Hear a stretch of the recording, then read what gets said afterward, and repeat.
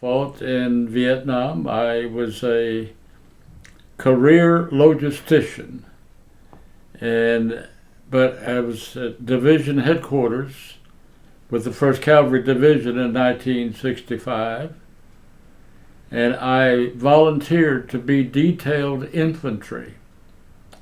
And they detailed me infantry on orders, and I was assigned to the 2nd Brigade as the S4, and that entitled me to earn the CIB, the Combat Infantryman's Badge. That is probably the most coveted badge in the Army. About 3 months ago, I was at a DAV meeting here in town, the Disabled American Veterans. And at the meeting, I met this lady, Diana Beatty, and she had a quilt that was auctioned off at that meeting.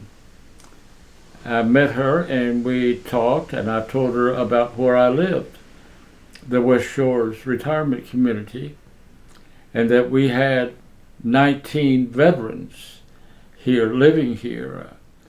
She was preparing to go to North Little Rock to take some of her quilts to present to veterans. But after she heard me speak at impromptu comments, she learned about the veterans here at West Shores.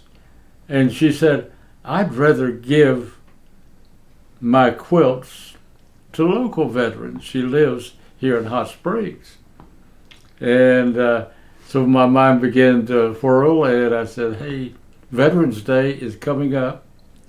It would be a wonderful ceremony if you came over and presented the quilts personally to the veterans.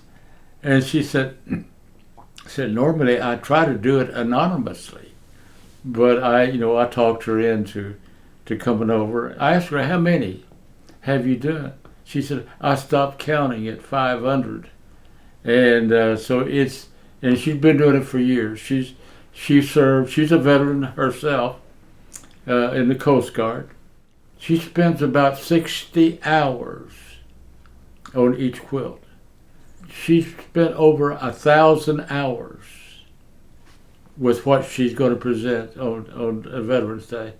And a lot of people talk about, tributes to the vets, but I haven't met many that excels Diana, what she does, and the symbolism of the quilt to keep the veterans comfortable.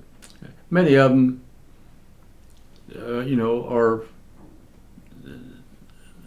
getting old, getting elder, and many of their wounds have been lingering for many, many years. And to see and feel that excitement is a passion that I am so proud of. That it is actually happening here at West Shores.